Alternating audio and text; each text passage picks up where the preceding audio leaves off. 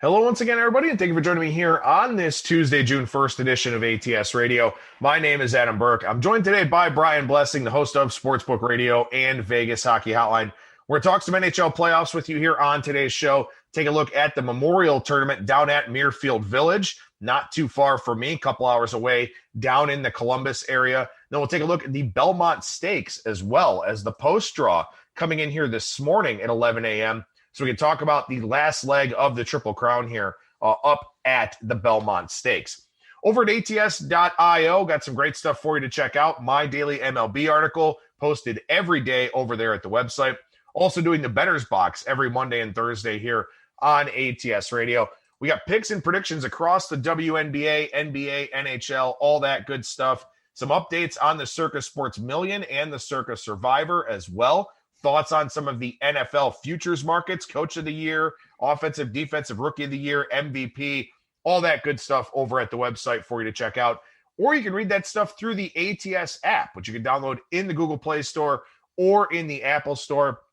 It's a bet tracker, an odds screen, a stats database, full article integration from the website.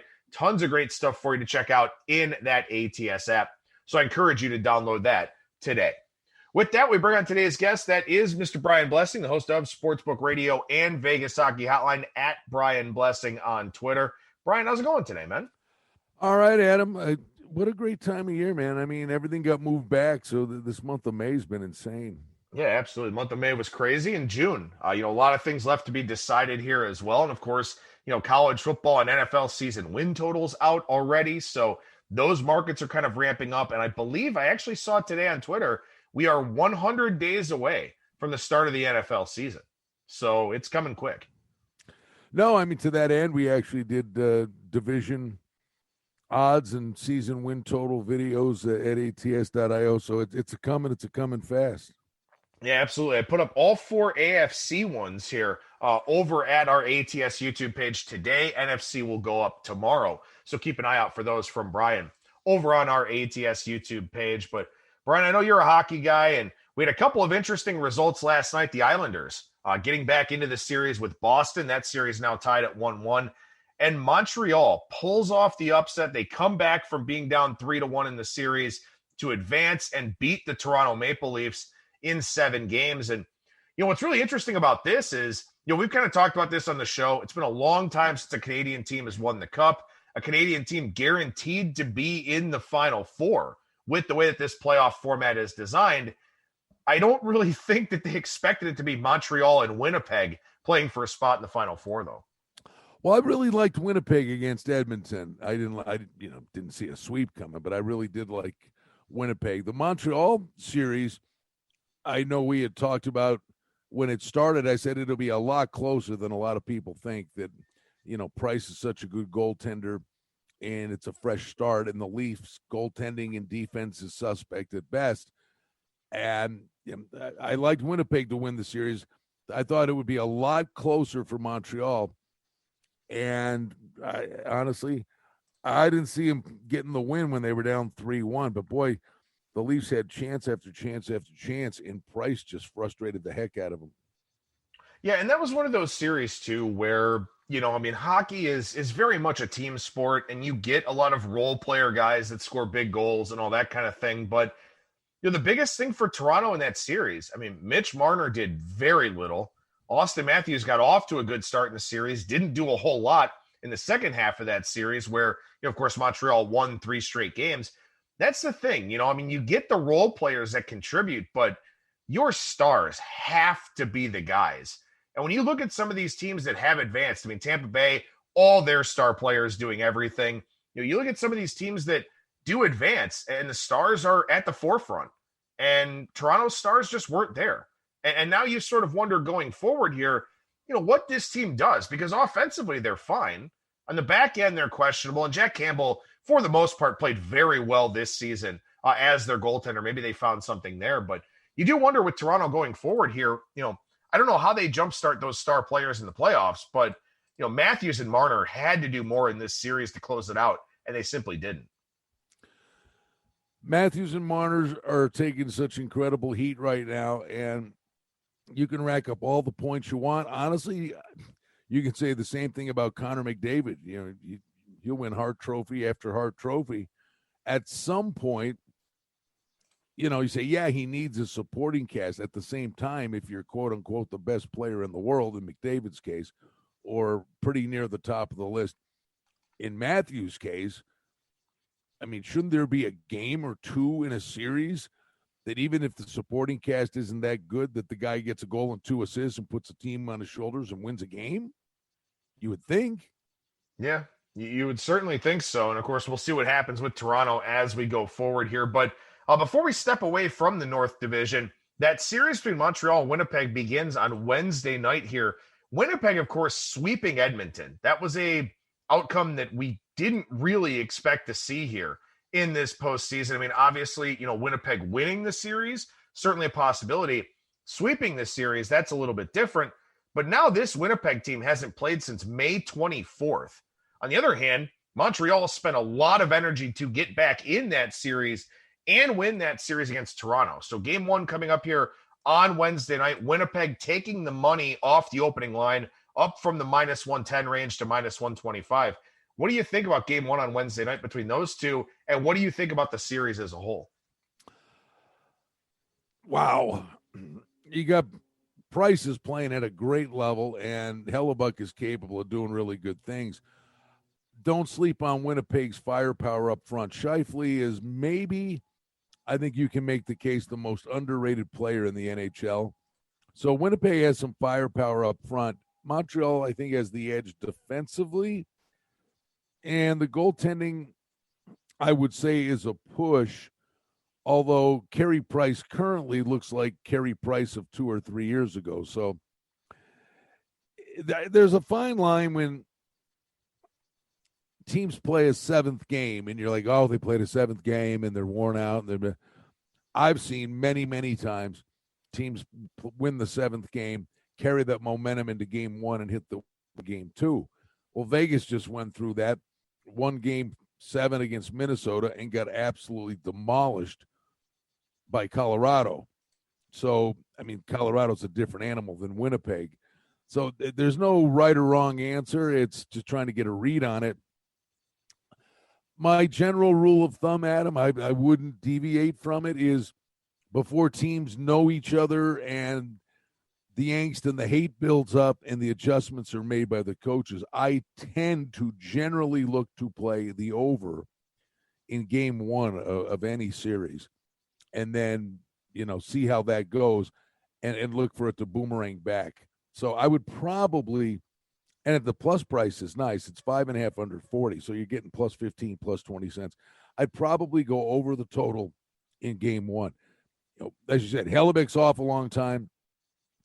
And, the one thing I think you probably come back with Price, but after a long series, Montreal could consider a backup goalie, but I doubt it. I'd go over the total in game one.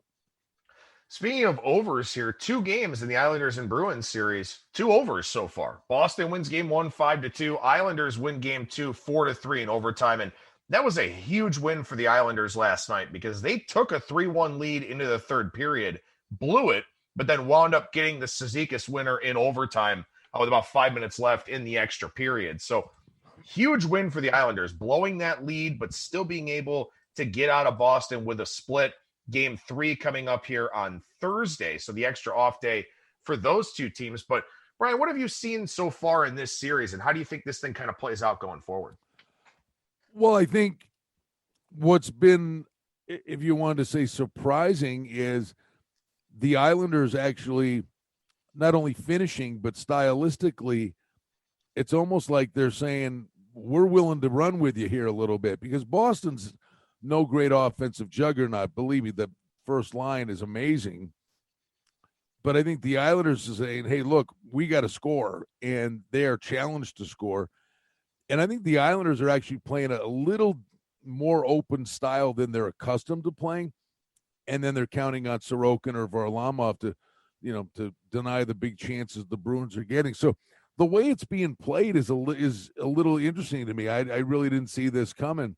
And now you get the change of venue, and the Islanders will have just a raucous fan base in front of them at Nassau County Coliseum. So I'm shocked that both of the games went over. I had over in game one, I did, and then I had under last night and wasn't even close. So the games are being played a little differently. Yeah, they definitely are. And something that worries me here, and as we look way in advance for Thursday's game, Boston a road favorite in the minus 130 range here. Boston at 5-on-5 in this series, 70 scoring chances to 33 for the Islanders, 19 high danger chances, just 9 for the Islanders. So if New York wants to play at this kind of more wide open type of pace, they still need to figure things out defensively because Boston's gotten a lot of premier scoring chances in this series here so far. The Islanders lucky to leave town, I think, with a split. What did you think about the move to go to Varlamov in game 2? Obviously it worked out, but you think that's what you would have done? I'm honestly, I think Varlamov's a better goalie. I was a little surprised Sorokin started game 1. Well, Sorokin was better in the first series, but yeah, I think it's interesting. We usually don't see this kind of musical chairs rotation from teams in the playoffs. Usually you kind of ride your guy and that's that. But also I know both of us have tons of respect for Barry Trotz. So whatever decision he makes, I'm probably going to be in line with. I trust him more than any coach that's coaching right now. He's just from a matchup perspective, he's a difference maker. I mean, what should Barry Trotz be worth in the series price? I think, 30, 40 cents to me. Well, let's see what things look like here for game 3, because as I said, Boston's gotten a ton of scoring chances here in this series so far. We'll see if the Islanders at home with the last change, which is a very important thing about home ice advantage here in the NHL playoffs. We'll see if they can kind of flip that script a little bit. What about this game tonight? Carolina, a slight favorite over Tampa Bay in the minus 115 range here, pretty much across the board. Total 5.5, juice to the under. Great series. Good game 1 with Tampa Bay coming away with a 2-1 victory. Did the boys from Raleigh even this thing up tonight, Brian? I kind of think so, yeah. And I think the winner of this series is just going to be a handful down the road. The price to get Carolina only 10 cents at home, I think you got to look long and hard at it. That being said, I also think this could open up. The first game was played pretty close to the vest. I can see this one. There's a ton of skill out there. And it's not like Carolina didn't have a chance in the first period to get 2 or 3 goals. Vasilevsky was phenomenal in that first period. I can see it opening up a little bit. So I probably lean Carolina in the over tonight. Yeah, only 35 combined scoring chances at 5-on-5 in that first game. But as you said, these are two teams with a ton of skill, obviously very familiar with each other, having played so many head-to-head meetings during the regular season. That is the difference for me here is, Vasilevsky is kind of more proven on this greater stage than Nedeljkovic is. And Nedeljkovic, actually a guy from nearby Parma, Ohio. I don't think I ever reffed any of his games, but I know that I reffed some games there in Parma back when I was an official for USA Hockey. Good to see him, on the big stage, a local kid having success. Parma's kind of a good place for hockey, too. The Fritchie brothers came out of there. So not to go off on a sidebar or anything like that, but that was a really bad goal he let up to Goodrow with that game winner. And you wonder about how a young kid bounces back like that, in the face of not only going up against this Lightning team, but also knowing that Vasilevsky probably not going to allow, too many leakers like that one. Yeah, that was a hideous goal. I mean, you shake it off and say it happens. It's just on that stage and at that time, not good, and you wonder how he reacts. But he was pretty good after that. I'll give him credit for that. He kept it a 1-goal game, and Carolina had that chance or two after that. But he just got caught off balance, and it's a bad goal, and it looked worse because he was swimming and off balance. He just looked like he didn't even know where he was. All right, so the last series here, the only one we haven't talked about, and maybe that's by design. I'm not sure how much you want to talk about it after how game 1 went, but Vegas and Colorado. Game 2 is Wednesday night. Colorado in that minus 175 to minus 180 range. Total 5.5 for that one. Colorado outscoring Vegas 5-1 at 5-on-5 in the first game. Vegas looked like a tired team coming off the Wild series. They couldn't handle Colorado's speed with the Avalanche on one of those long layoffs, much like what we talked about with Winnipeg earlier on in the show. Does game 2 go differently? It better. That's all I'll say is I think the number is way too high. And you look at it, okay, we know what happened in game 1. There are reasons for it. Many of them are excuses. But Vegas had played 7 games, had to play 48 hours later. Leonard was coming off a long layoff, did not look good. Colorado's as healthy as we've ever seen them. Vegas was missing McNabb in COVID protocol, and he's kind of a stay-at-home defenseman, which, McKinnon can skate around anybody like they're tied to a post, but McNabb is very big on the penalty kill for them. So his absence was felt. He won't be there this time. But this morning, Fleury was named a finalist, along with Grubauer, by the way, for the Vezina. And Fleury's going to get the call here. And these teams went 4-4 during the season. And losing 1-0 or losing 10-0, at the end of the day, it only counts as one win. That being said, Colorado can't play any better. Vegas can't play any worse. If it's the same deal, look out. It's ugly. That being said, Vegas is coming home to a sold out now. Vegas is open as of today, 100% capacity for the hockey game at T-Mobile. So I think you draw a line through the first game. You got to be willing to do that, and I am.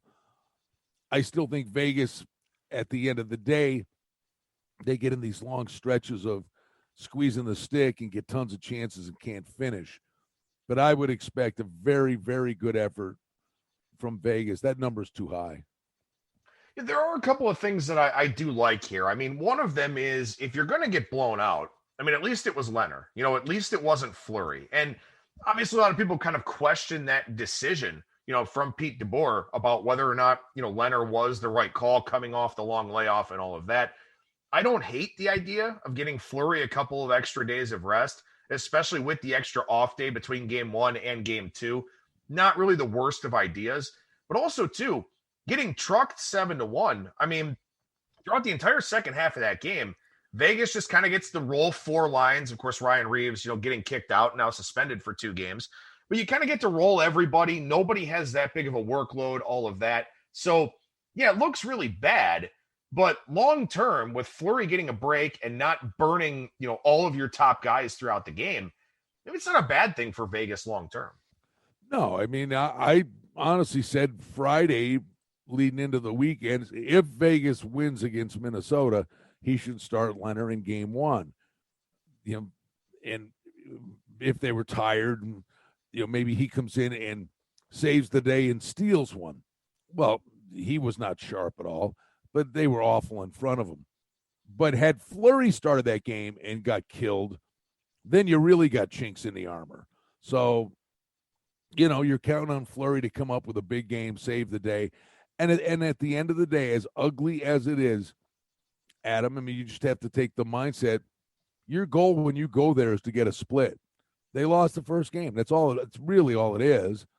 So now if they win this next game, they haven't seized control of the series, but their chances are mightily improved because they'll have regained home ice advantage. And, oh, by the way, like I said, it's going to be a complete full buildings. And both of these teams are really good at home. So a lot of hockey left to be played, but let's not take anything away from Colorado.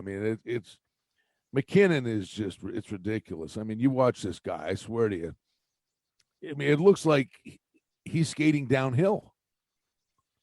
It's like he's just going at just, he's just flying around at a level that nobody else is even close to being able to contend with.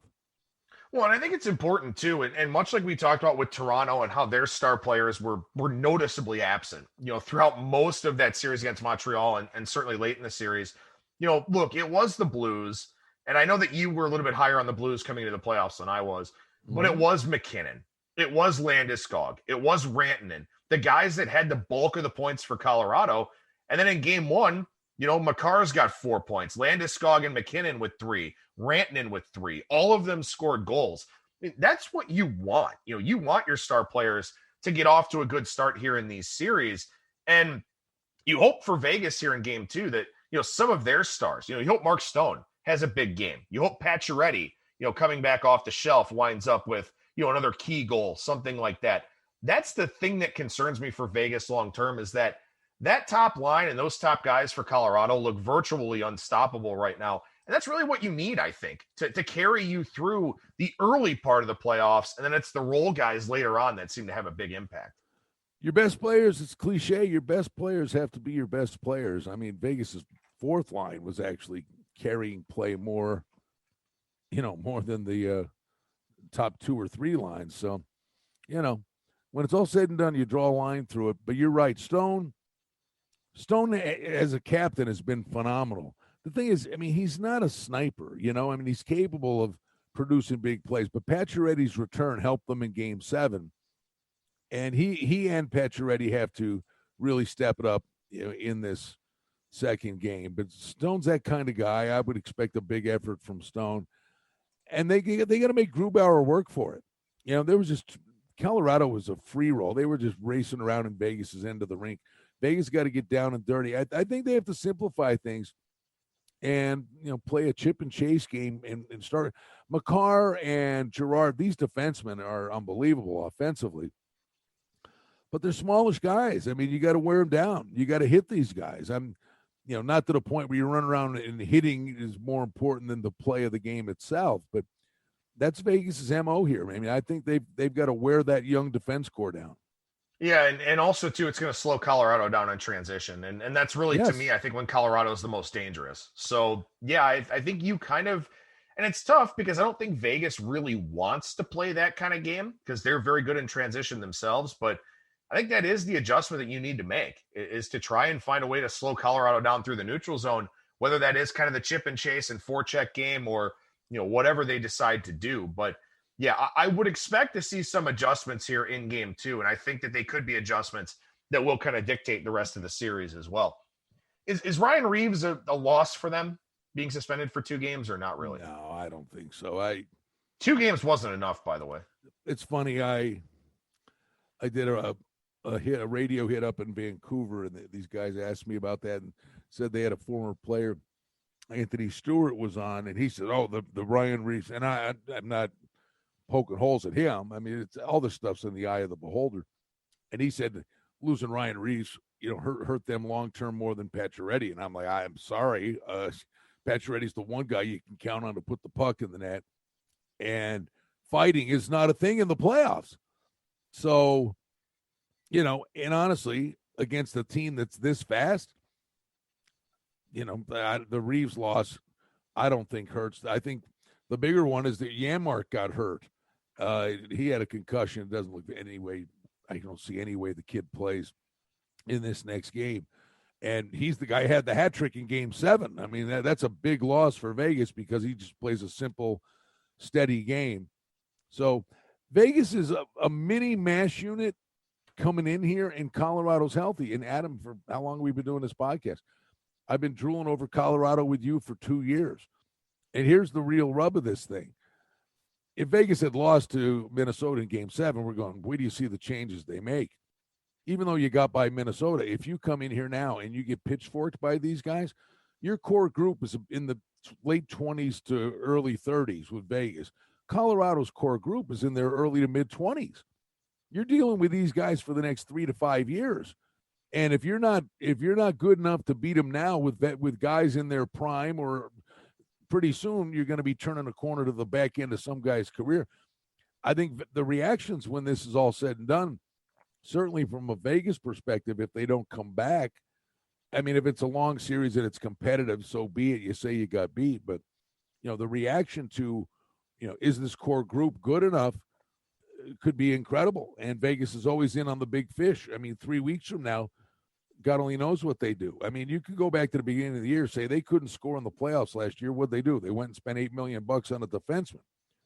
You could have got 225 goal scorers for $8 million. And you got $12 million in goaltending. Well, that's great in a regular season, but the 2 goalie thing doesn't work in the playoffs. So there's something that happened. This is probably, I think, as good as he's been. I would think it'd be the end of the road for Fleury, one way or the other here. and they go with Leonard, they go with the younger guy, and do flurry of solids, send him back to Pittsburgh to end his career. It's amazing how we talked about Toronto before. What is Toronto going to do? Are they going to implode that thing? I mean, they went for it. And Toronto, they gave up a first-round pick for Foligno. They've got Tavares, Marner, Matt. They had all these guys, and it's nowhere near good enough. And they're coming into this year's draft, and I think they got they might have a third, a sixth, and a seventh round draft pick this year. And they got no draft picks. They went for it. It was a train wreck. Yeah, a lot of stuff to talk about here as this offseason gets underway for some of these teams. And of course, as teams get eliminated from the playoffs. But, a lot of guys, when they get eliminated from the playoffs, they head to the golf course. So that's where we'll head here as we start taking a look at the Memorial Tournament. Before we get into that, though, Jason Kokrak, good for you hitting that outright last week at the Charles Schwab. Well, you're not reinventing the wheel. I mean, honestly, that tournament last year, I had Berger in the tournament there. Yeah, I wish they play a Colonial every week. I had Berger last year when Morikawa missed the putt on the playoff hole. But Kokrak had a 10-footer on Sunday, I think, to shoot 63, and he'd have made the playoff. So clearly there was a guy that just relished playing that course, and good for him, man. I mean, he was taking on Spieth and the fans, and good for him. He's a different golfer now. He's got 2 wins. Made a big name for himself. This tournament, the big story for us this week is going to be the new look Muirfield Village. Nicholas totally, if you remember last year when they were playing this, John Rahm won. And I don't know if you remember, upon reflection now, I remember, they got to number 10. They turned the corner, and the final group got onto the back 9, and they were showing bulldozers working on number 1. Do you remember that? Literally, the deadline was so tight. As the leading group went off the back 9, they started tearing up number 1. I mean, already had the number 1 ripped to shreds while they were still playing the tournament last year. So he redid all the greens, and the big thing Nicholas won, he didn't necessarily make it tougher for the pros. He made the course more playable for members, and then narrowed the fairways and placed bunkers in the landing areas where he wants the pros to play the hole the way it was designed with technology. Now, he's got the bunkers and narrowed the fairways. But what he did was virtually every green complex got changed, but he was very limited with some of the greens he had in terms of the pin placements he could put up there. But he softened the middle of many of the greens to a degree to make it playable that, they could set up courses. He set it up that there are days they can go low and there are days he can rip their heads off their shoulders. But we're all going to watch it for the first time as the players are playing it for the first time, Adam. Yeah, it should be really interesting here. They've lengthened this course about 150 yards, largely by moving the tee boxes around a little bit. Did a lot of work on the bunkers. They moved 7 of the greens. They changed the contours on 12 of them. This coming from the official PGA Tour Twitter account. They narrowed the fairways a little bit as well with some of these holes, at least in terms of narrowing them from the tips where the tournament is going to be played. So, yeah, there are some differences here to this course, some differences to the layout to be sure. And it makes it an even more challenging handicap where this almost has a major-esque field anyway. It's missing some of the European Tour type players, but you've got basically everybody other than Dustin Johnson and Tiger Woods in this field. So a lot of really good players, but now also you have these new wrinkles of the course playing a little bit different. So how much of that course form, of that course history, do you want to take into account here when everything is going to play a little bit differently on the majority of these holes?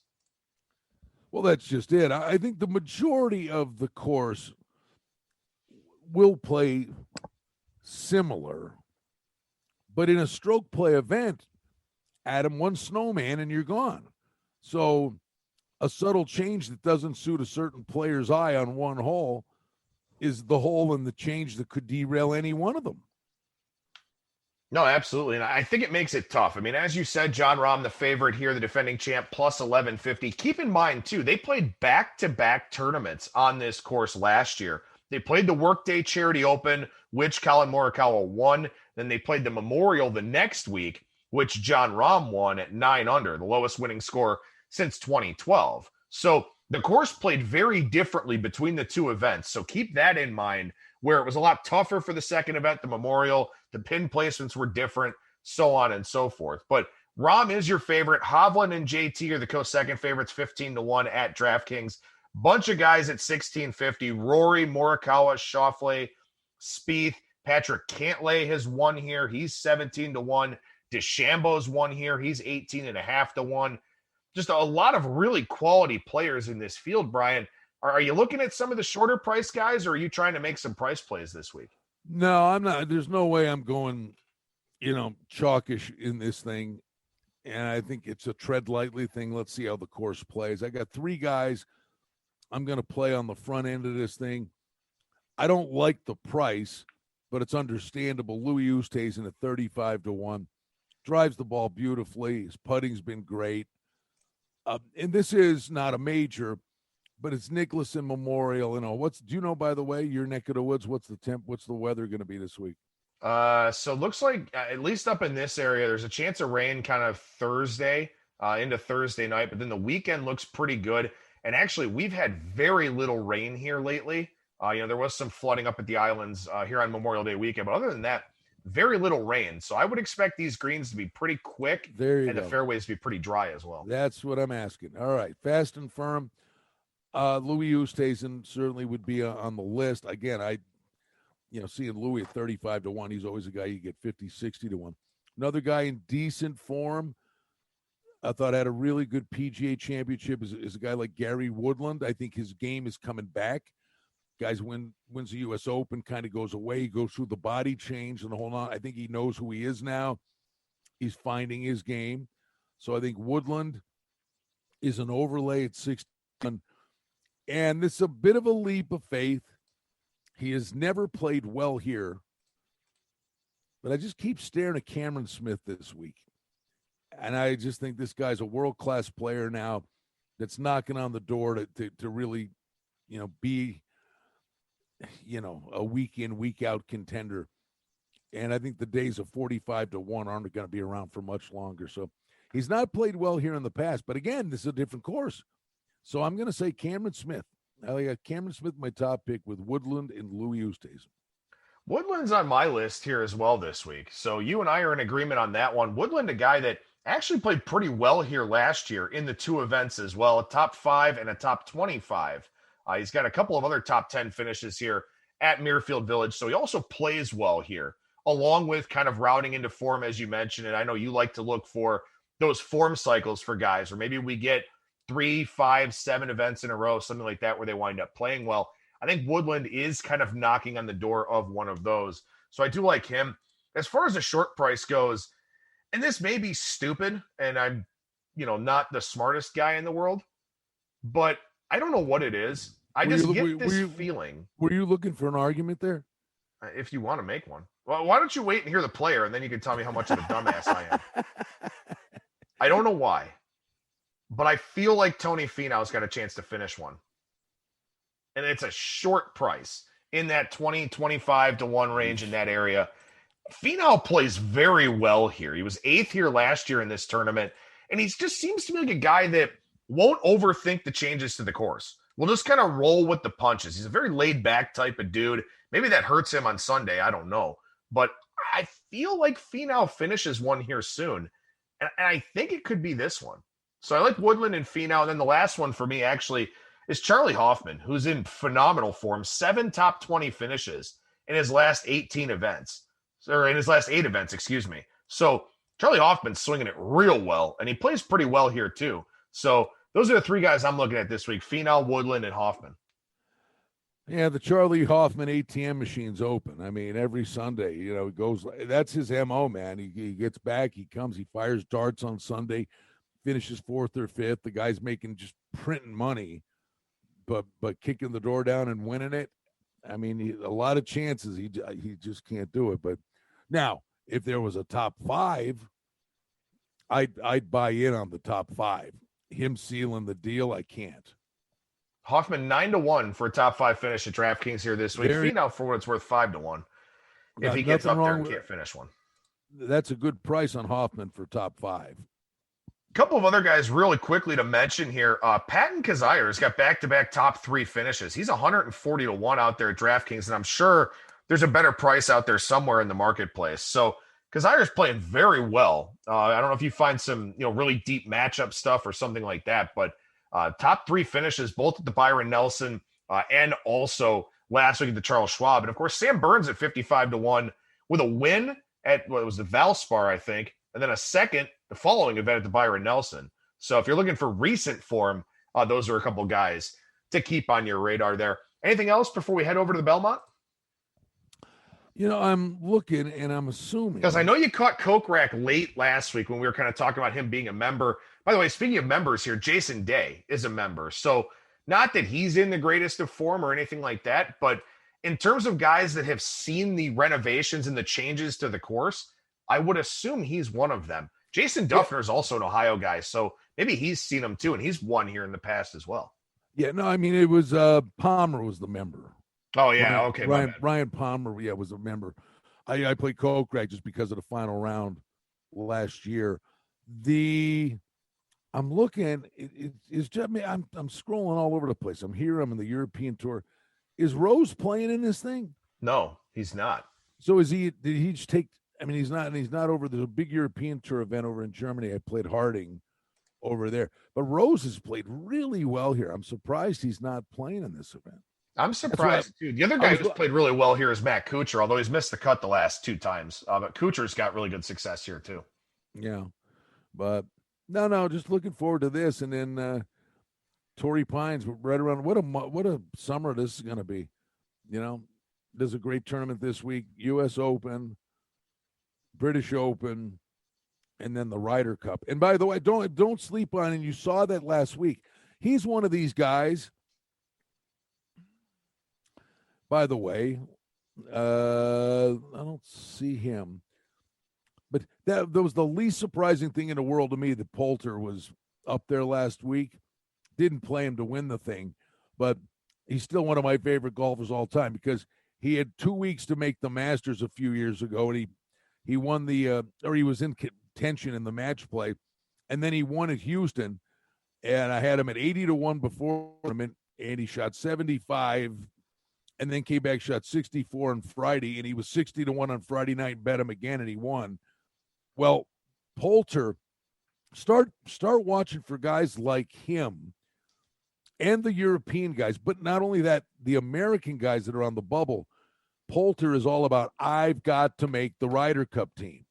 So you go and you see Poulter, he poured that bomb in on 18 to tie for third. Yeah, it's a nice chunk of change. You get a big fist bump there because you get all those FedEx points and you jump up the world rankings. These guys are trying to punch a ticket to the Ryder Cup on both the European and American sides. Yeah, that's an angle I've kind of seen with Max Homa lately too. Max Homa's 125 to 1 here this week. Some people thinking that maybe he's kind of in that discussion to be part of the Ryder Cup team. So I've seen people kind of talking about that a little bit too, about maybe Max Homa, kind of picking up another win here sometime soon.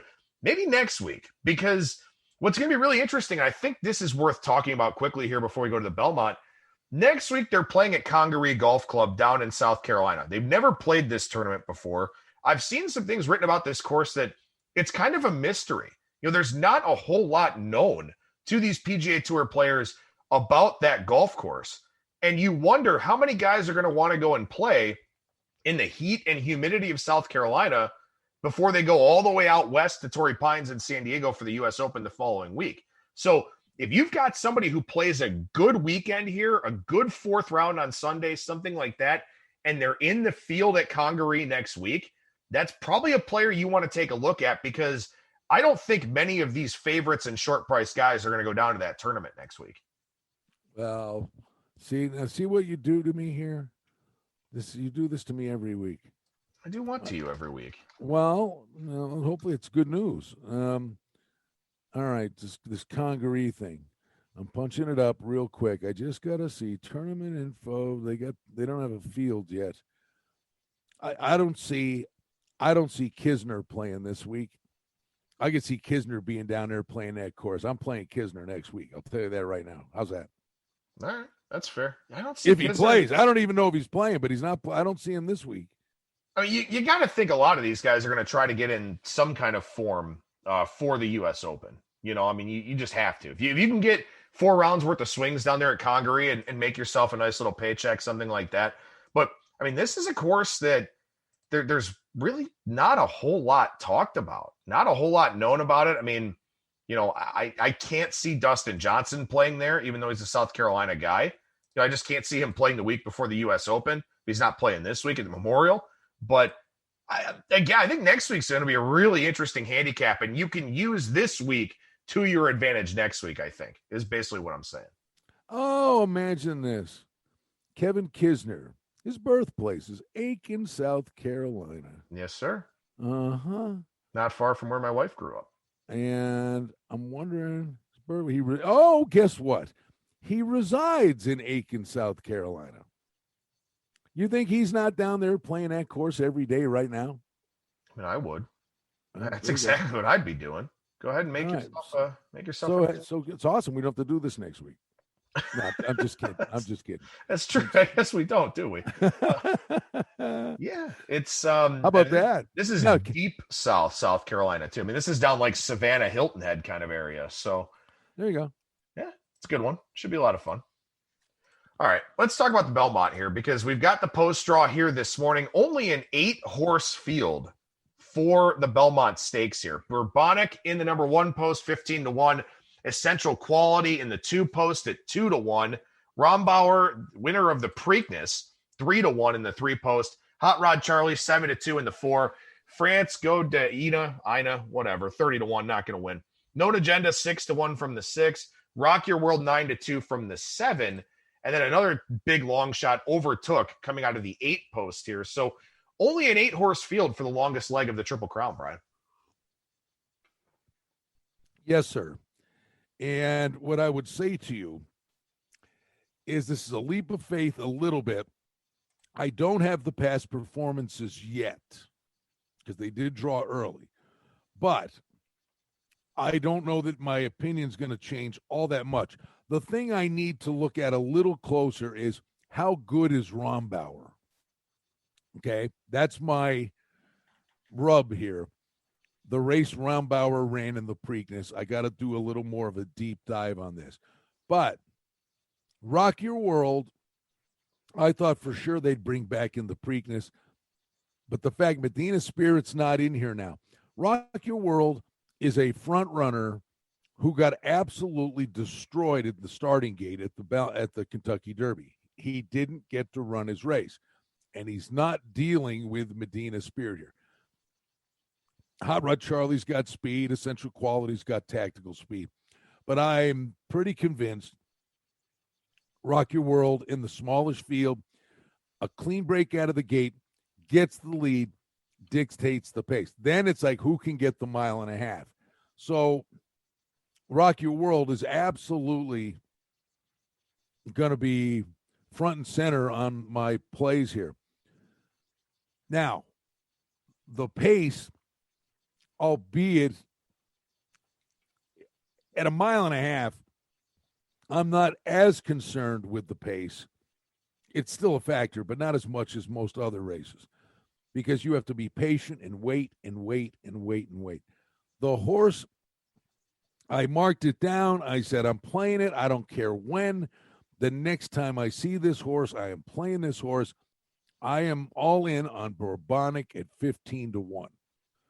Bourbonic won the Wood, running against slow fractions, an incredible close at Aqueduct to win that race. And then everybody said, well, the time was slow. Times are, I don't worry about times. It was slow because the pace up front was slow. And he deserves even more credit for running into such slow fractions and winning as impressively as he did. If you go back and watch the replay of the Kentucky Derby, it's actually hard to find. If you go to Google and you punch in Kentucky Derby, it's showing you NBC's broadcast or their video of the race. And most of it is from a drone or a blimp or whatever. But if you watch the pan camera, Bourbonic is dead last in that race. And Carmouche broke from the 20 hole and pulled a Calvin Burrell and got all the way over to the rail. They're going down the backstretch, and he says go. And I'm telling you, Bourbonic was 20th, starts to come up the rail, and literally was flying. And in the blink of an eye, this horse saving ground was going to be 10th with a long way to go. And it's subtle, but if you see it from the pan camera, the rail closed and he took up. And all of a sudden, Bourbonic went from like 17th, and he was going to be 10th in like 10 strides. Seriously. He went from 17th back to 20th. And then he just plodded on and he finished 13th. And he finished 13th in the Derby and he's 15-1. I'm telling you, if that door did not close for Bourbonic, that horse was finishing no worse than 5th in the Kentucky Derby. So, and it doesn't necessarily always come to pass like this. It has on many occasions. The longer distance, that there's more ground for the closer to make up. The speed can go wire to wire at a route race. But I'm just telling you, Bourbonic should not be 15-1. I mean, I think that's an overlay. And I think Carmouche, a terrific jockey. I think this horse has a real shot to win this race. So with only 8 horses in the field, and as you said, you like Rock Your World and Bourbonic here, how does that change your strategy in terms of bet types? A lot of times people like to kind of bet the trifecta or the box trifecta or something like that in a bigger field, kind of spread out their chances to a degree. What's your approach in only an 8-horse field? I mean, how do you sort of distribute your tickets and your bets? I would bet more on exactas. I'm going to bet Bourbonic to win in place, and I'm going to have a pretty nice exacta box with Bourbonic in Rock Your World. You could do a smallish bet for me, like instead of the exacta box, you could take that amount of money and play Bourbonic and Rock Your World with all to run third. But if Hot Rod Charlie, Rombauer, or Essential Quality runs third, the try's not going to be great. And if you bet the money more on the exacta, you'd make more. If, Overtook ran third, you probably make more on the try. But in the smaller field, the try's not going to be outlandish, I wouldn't think. It's going to be nice with a 15-1 running first or second. But I just say in the smaller field, I'd be more about jumping on the exacta box higher for me. Brian Blessing, the host of Sportsbook Radio and Vegas Hockey Hotline. Always great to pick your brain about all these different sports betting markets, man. It's always a lot of fun here on these Tuesday shows. I know a lot of people out there like your work. They like your work on our ATS YouTube page as well. What's the best way to find everything that you do? Oh, Twitter's pretty much the ticket, right? At Brian Blessing, all the links for all the shows we do. You'll be with me Thursday. On weekdays, we do 2 hours a day Sportsbook Radio on the Sports Grid Radio Network, Sirius Channel 204. If you're a hockey fan, 1 o'clock Pacific time, KSHP.com. We do Vegas Hockey Hotline. We have great guests from around the hockey world. Wednesday on game day, we'll go to Minnesota. We'll have Dave Shane from the Review Journal who covers the Golden Knights. And we take it around the league with great guests. Dennis Bernstein, Pat Micheletti up in Minnesota. So if you're a hockey fan, even if your team's out of it, to me, Adam, hockey's awesome.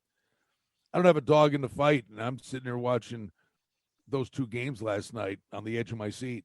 I mean, there's nothing like the Stanley Cup playoffs. It's awesome. Oh, absolutely. And you guys cover a lot of great ground there on Sportsbook Radio and also Vegas Hockey Outline. And as you said, I will join you again here this week on Thursday. But thanks for joining me here on this Tuesday, Brian. Always a pleasure. Always appreciate your time. And we'll talk to you again real soon. All right, Adam. Have a great day, pal.